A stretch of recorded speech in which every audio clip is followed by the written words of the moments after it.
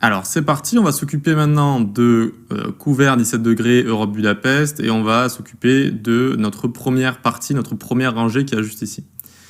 Donc, pour ce faire, eh bien, on va aller piocher directement dans tout ce qu'il y a ici. Vous voyez qu'on a pas mal de choses, hein. Là, on a les nuages, on a l'humidité, la pression, lever de soleil, coucher de soleil, etc., etc. Donc là, ce qui peut être intéressant ici, ça va être weather, donc ça va être la température. Regarde, on a une description en français vu qu'on a demandé la langue en français, donc on a couvert ici. On a une icône ici, alors avec un code, et j'ai fait exprès d'importer des icônes en SVG qui ont exactement le même nom en URL en fait, tout simplement, pour pouvoir gérer ce système de code. Donc ça, on en reparlera quand on s'occupera de l'image, on en reparlera. Voilà. Puis ensuite, on a daily, etc. Donc c'est parti, on va commencer à afficher directement la description qu'il y a juste ici. Donc on vient là, on arrête d'écrire ici les données en statique, d'accord? Donc on met ça vide, et la source aussi, bon pour l'instant on peut la laisser, mais on fera pareil avec notre image ici. On n'oublie pas d'enregistrer, vu qu'on n'a plus l'autosave activé. On vient ici, et on va dans notre zen ici. On va dans notre zen, on arrête de console log data, et nos données, eh bien, on va les mettre dans résultat API est égal data, comme ça, d'accord? Donc résultat API qu'on avait déclaré juste ici.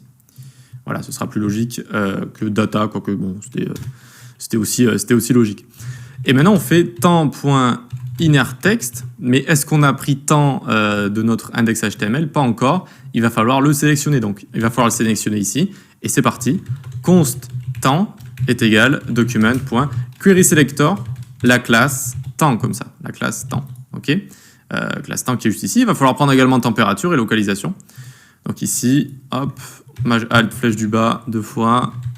Les points virgules, c'est pas obligé, mais je les rajoute ici.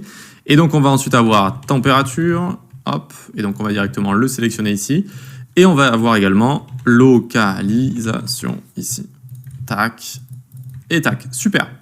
On peut redescendre ici. Temps.innerText est égal résultat API, les résultats de notre API, .current.weather de 0, .description. OK. Pour bien voir, on va quand même continuer à console loguer nos data. Donc là, j'ai CTRL-S. En fait, on est allé dans current, on est allé dans weather et on est allé dans description ici. Description, OK. Et donc, on a eu nuageux qui est apparu juste ici. C'est normal. Allez, on continue du coup. Hop. Température.innerText. Il y a innerText et innerHTML qui peut servir à rajouter du texte, mais innerText, c'est vraiment juste pour le texte. innerHTML, c'est pour le texte et pour les éléments HTML. Donc si vous avez que du texte, utilisez innerText.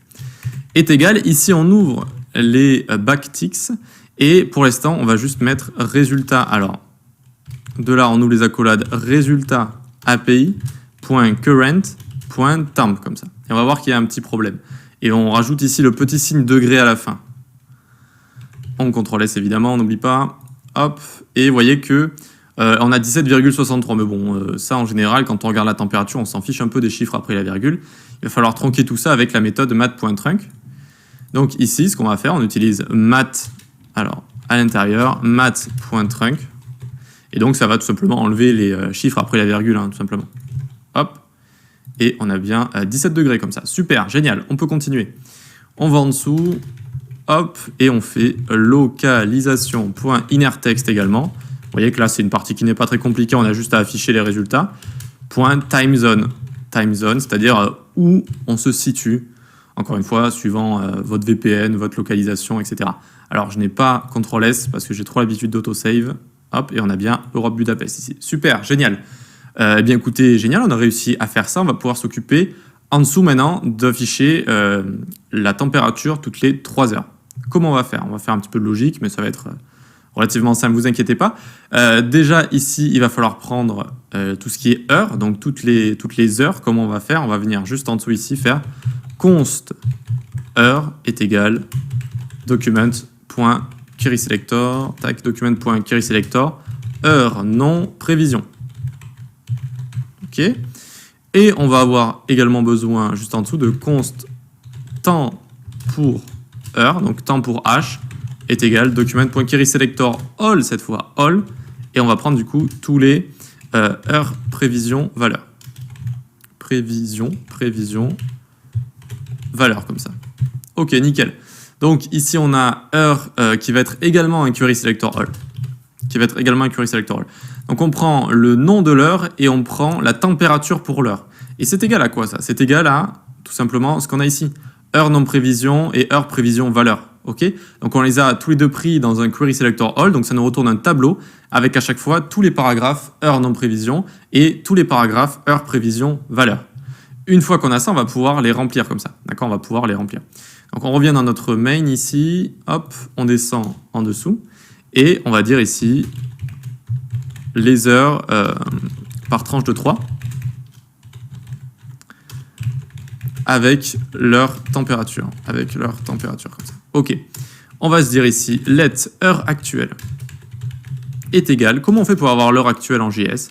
On utilise le constructeur new date qui va nous donner la date actuelle et on utilise la méthode dessus get hours comme ça qui nous donne en fait l'heure actuelle. C'est pour ça que je l'ai appelé l'heure actuelle.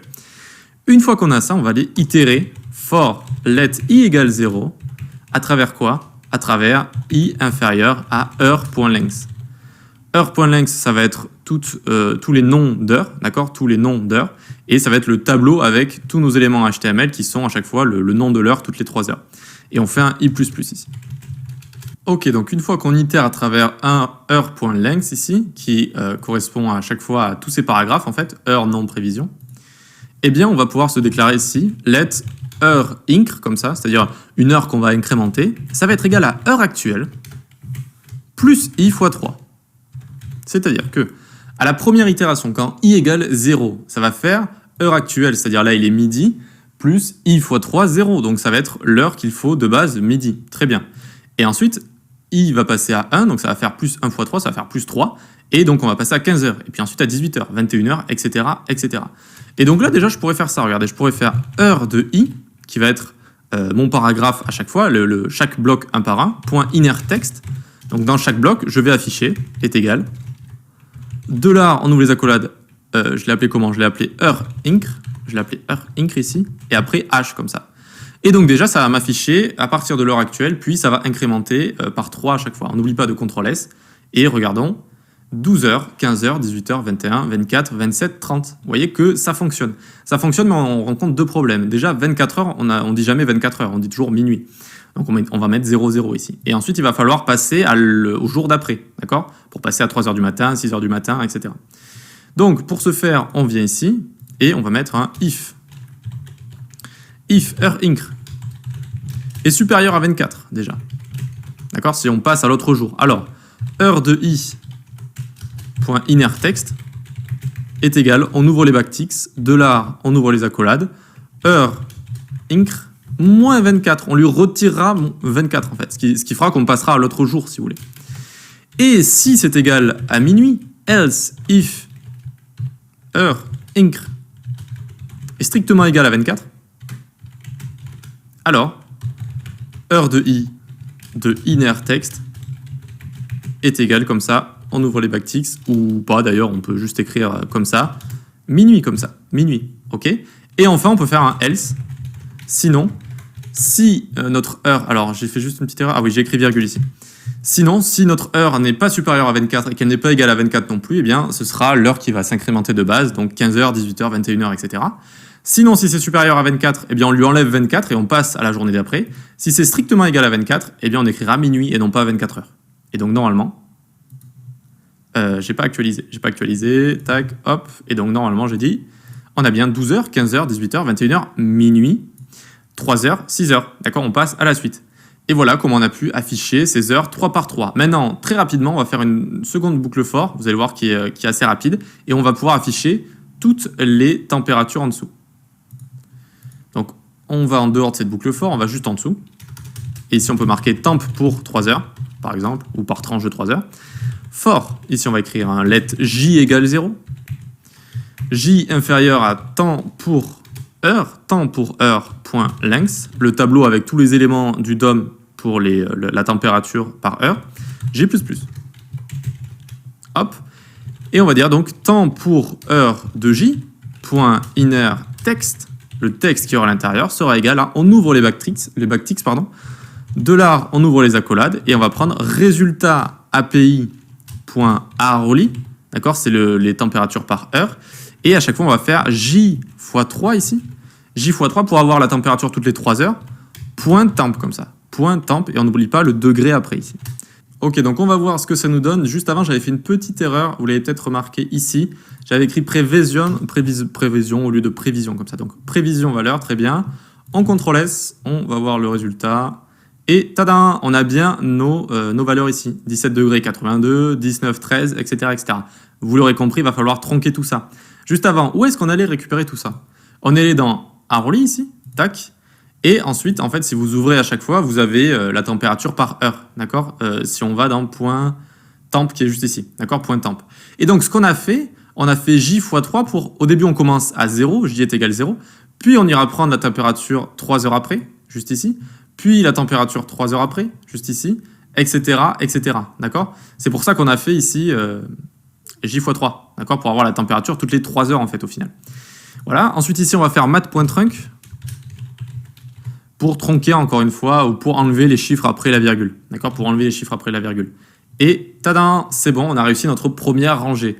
Génial. Vous voyez qu'on manipule l'API et puis au final, on va un peu gérer les données pour les afficher comme on veut. Et ça, c'est très intéressant parce qu'on le fait tout le temps. On le fait vraiment tout le temps. Gérer les données, gérer leur type, gérer comment on a envie de les afficher, etc. Ici, on a géré la date et on va encore l'utiliser après. Vous allez voir qu'on va faire un petit truc avec la date assez sympa juste après. Et voilà, donc c'est toujours intéressant de faire ce genre de choses. Allez, on passe à la suite où on va s'occuper de la rangée du bas.